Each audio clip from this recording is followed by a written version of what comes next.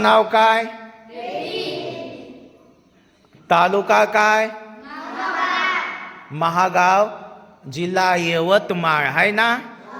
हां, पेडगी गाव ना? वा वा वा, शाबास. तर या ठिकाणी मी प्रबोधन करण्यासाठी आलेले आहे. तर ऐका, जमलेत या सर्वांना आपला जय भीम.